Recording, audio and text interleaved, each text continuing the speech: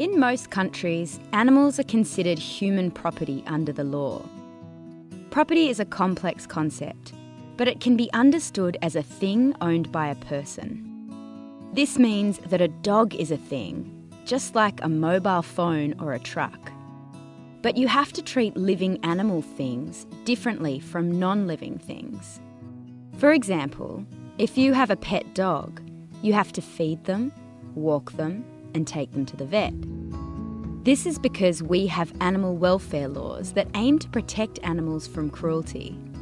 But this still means that animals have owners, and it's the owner's responsibility to take care of their animals. This does not mean that animals have legal rights. Rights are a special way of protecting important interests under the law. Should we change the legal status of animals so that they can have rights? Humans have a lot of rights. For example, children have the right not to be separated from their parents unless it's in their best interests. Animals do not have this right. Humans also have the right to be represented in court and to challenge somebody holding them against their will. And if the human cannot do so, they have the right to have someone else do it on their behalf. In court, the humans imprisoning them have to justify their detention. If the detention is found to be unjustified, the imprisoned human can be set free. Animals have not yet been recognised as having this fundamental right to freedom. However, some lawyers in the USA are arguing that animals should have legal personhood, so their interests can be represented in a court of law. To do this, the US lawyers have to convince the court that animals can be legal persons, as legal persons are entitled to rights. This may sound confusing at first if you think that a legal person always has to be a human being. But rivers, corporations, and ships can also be legal persons. So, should the status of animals be changed from thing to legal person as well? The lawyers from the Non-Human Rights Project argue that they should. They say at least some animals, like chimpanzees and elephants, qualify for legal personhood. One of their clients is a chimpanzee called Tommy.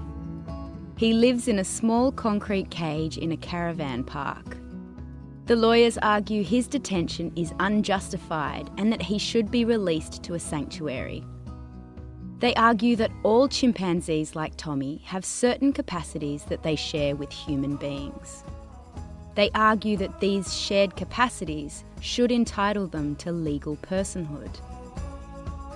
One of these capacities is self-awareness. Tommy is conscious of his own individuality and separateness from the environment and other individuals. Adult chimps can even recognise photographs of themselves from their youth.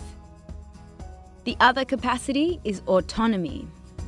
Tommy can desire something and intentionally choose how to live his life. He doesn't act purely out of instinct.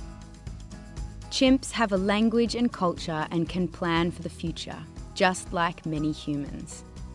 The lawyers argue that because animals like Tommy have these capacities, they also have rights that protect these capacities, like the right to bodily liberty to protect their autonomy. If these rights were recognised, lawyers could act on behalf of Tommy or other chimpanzees if they were being held captive, just like a lawyer could act on behalf of a human being. So far, some US judges haven't fully accepted the argument. They have said that animals are unable to bear responsibilities and duties, and to be a legal person and have rights, you must be able to take on such duties and obligations. The lawyers at the Non-Human Rights Project disagree and point out that personhood has already been granted to non-human entities like rivers and forests, as well as a chimpanzee in Argentina. They also point out that many humans who can't exercise duties are still capable of holding rights, such as human babies. They argue that one reason we don't grant legal personhood to animals is because we believe humans are superior to other animals.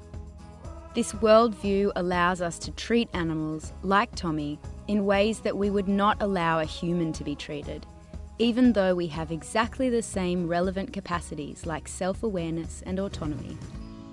One of the judges who heard the Non-Human Rights Project's lawyers' arguments said that chimpanzees are definitely not just things. If chimpanzees and other animals are not things, then what are they? What do you think? Should Tommy and animals like him be granted legal personhood? Or is it okay for animals to be things and remain as human property?